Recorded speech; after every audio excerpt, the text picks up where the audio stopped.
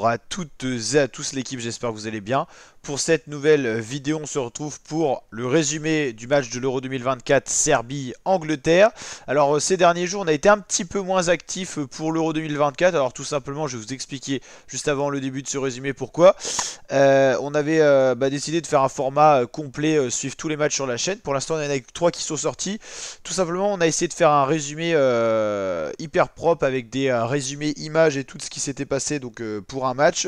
Ce résumé a été strike parce que, comme vous savez, pour le vélo, on arrive à faire des résumés avec des screen capture, donc images, pas vidéo parce que si on est strike. Pour l'euro, la différence c'est que même des screen capture images, ça ne passe pas et donc on s'est fait strike.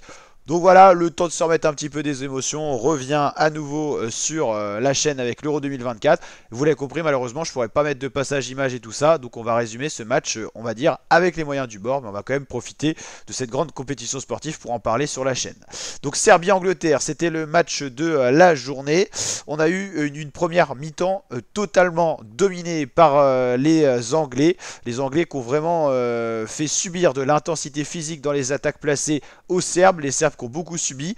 Réputés pour la bonne défense, ils ont quand même été mis à rude épreuve. C'est pour ça qu'à la 13e minute, ils ont concédé déjà le premier but de Jude Bellingham sur une superbe tête plongeante. Jude Bellingham qui est venu délivrer un petit peu l'Angleterre dans ce début de match. C'est vrai que marquer un but comme ça aussitôt dans la rencontre, ça permet de soulager un petit peu l'équipe, les esprits. On sait toujours que les entames de grandes compétitions sont toujours compliquées, il faut chercher la confiance. Donc ce but a fait du bien.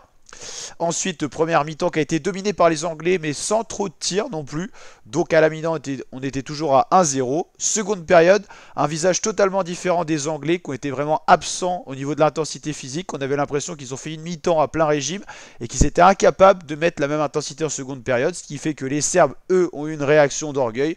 Mais malgré cette réaction, des tirs et tout ça, les Serbes n'ont jamais réussi à égaliser. Donc victoire de l'Angleterre, 1-0. Le plus important pour les Anglais, c'est la prise des 3 points dans un groupe qui sera peut-être pas forcément évident. Donc on verra ce qu'il en sera. Au niveau des tirs, la Serbie a plus tiré, mais beaucoup plus de déchets. Seulement un tir cadré contre 3 pour les Anglais sur 5 tirs au total. La possession assez bien rééquilibrée, alors qu'en première période, elle était beaucoup plus pour les Anglais. À peu près le même nombre de passes qui bascule un peu en faveur des Anglais. Précision des passes, on avait quand même une grande qualité technique et tactique des deux côtés. Hein. Les Serbes sont capables de jouer du très beau football, ils ont de très très grands joueurs. Beaucoup trop de fautes du côté serbe. Ça c'est parce qu'ils ont été débordés par l'armada anglaise, notamment en attaque et en milieu de terrain. 2 cartons jaunes concédés, ça se suit un petit peu. Et seulement 3 corners dans le match et 2 en faveur de la Serbie. C'est pas énorme au niveau des corners. Si on regarde ce qu'il en est un petit peu donc dans ce groupe de la Serbie et de l'Angleterre, l'Angleterre dans ce groupe C est en tête de ce groupe, 3 points. C'est la bonne opération. Les Serbes donc qui perdent prennent 0 points. C'est surtout qu'il y a eu match nul entre le Danemark et la Slovénie un peu plus tôt dans la journée sur le score de 1 but partout. La Slovénie a un peu surpris le Danemark. Donc pour l'instant les Anglais seuls en tête du groupe. Ça c'est la bonne opération. C'est d'ailleurs le premier match nul de la compétition Danemark-Slovénie sur déjà je crois qu'on est à peu près à 6 rencontres de jouer, hein. C'est ça, 7 rencontres. On avait d'ailleurs suivi Allemagne-Écosse où l'Allemagne avait balayé l'Écosse. La Suisse a bien un beau revers à la Hongrie. L'Espagne a déroulé face à la Croatie. L'Albanie a surpris l'Italie au bout de 20 secondes de jeu, mais ensuite l'Italie est bien revenue. Les Pays-Bas dans le groupe de la France, assez intéressant, ont battu la Pologne. Slovénie-Danemark, on l'a dit, premier match nul. Et l'Angleterre qui a battu la Serbie. Petite équipe anglaise en seconde période, mais voilà, on verra comment ils gèrent leur état de forme dans la suite de la compétition et les matchs à venir. Roumanie-Ukraine, Belgique-Slovaquie et l'entrée à liste de l'équipe de France face à l'Autriche. Il restera ensuite 2 matchs, Turquie-Géorgie et Portugal-Tchéquie pour terminer cette journée 1 sur 3. On est toujours présent sur la plateforme de pronostic sportif, ma plateforme. Vous pouvez retrouver le lien en description de cette vidéo. Si des fois j'oublie les liens en description, dans l'onglet communauté, vous pourrez retrouver très facilement le lien. Ou sinon, vous tapez tout simplement tseli.secup.io et vous allez trouver très rapidement la plateforme tseli.secup.io. Faut pas que je vous dise de bêtises non plus. Hop, vous tapez ça et vous trouvez directement la plateforme. Pour l'instant, j'ai pas été un crack du prono. Si on regarde un petit peu mon profil, 42,9% de bons pronos, mais malheureusement, oui, ça a été compliqué jusqu'à maintenant. Alors, pour regarder un petit peu ce que j'ai dit, comme prono, ouais, il y a un peu de tout, il y a les matchs et tout terminé, voilà. Donc en gros, Allemagne-Écosse, je voyais l'Allemagne dérouler face à l'Écosse, mais j'avais mis 3-0, donc j'ai eu un point parce que j'avais le bon vainqueur, mais pas la bonne DB et pas le bon score. Hongrie-Suisse, j'avais mis quoi, match nul, finalement ça a basculé en faveur de la Suisse. Je voyais bien la Croatie surprendre l'Espagne, ça n'a pas été le cas. Italie-Albanie, j'avais mis 2-0, ça fait 2-1, donc j'avais quand même un point à prendre.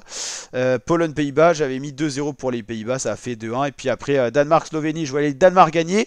Et j'avais risqué un peu la surprise de la Serbie face à l'Angleterre. Ça aurait pu, mais finalement, ça n'a pas été le cas. Donc pour l'instant, il y a eu 7 matchs. J'ai eu 3 bons vainqueurs, on va dire, et 4 mauvais résultats. Donc pour l'instant, c'est pas foufou. Pour l'instant, est-ce qu'on a un premier... Ouais, on a une égalité entre les premiers, entre Capucine et Jules. Est-ce qu'on a... Qu'est-ce qu'on avait comme... résultat, par exemple Capucine. Ah oui, là c'est costaud sur 6 matchs, enfin sur 7 matchs, 6 bons pronostics. Au niveau des scores exacts, il y en a eu 1 là, 2 là. Ouais, c'est costaud, hein. 2 scores exacts et puis 6 bons pronos. Jules, ça doit être à peu près le même truc pour les 10 points. On va regarder un petit peu ça. Hop, dans les matchs terminés. Ah bah là, c'est du 100% sans faute, c'est-à-dire qu'il y a eu peut-être moins de scores exacts, il y a eu un score exact Italie-Albanie. Donc voilà, là c'est du 100%, grosse dédicace à Jules, qui a été plutôt assez fort. Et on a encore des amis qui n'ont pas trouvé l'ouverture, pas de points encore. Mais voilà, ça va changer, n'hésitez pas à nous rejoindre, vous pouvez encore vous régaler avec nous. Plein de matchs à pronostiquer, plein de choses à faire, on rajoutera peut-être des questions et tout ça. Et puis bien sûr, les points seront doublés pour les phases finales, pour vous permettre, si vous arrivez un petit peu en retard dans la compétition, de pouvoir vous raviser et remonter au classement. Allez, n'hésitez pas à liker si ça vous a plu, le petit pouce de des familles, à vous abonner et activer la cloche. Et je vous dis à très bientôt ma team pour de prochaines vidéos intégrales Euro 2024, c'est bien sur la chaîne YouTube.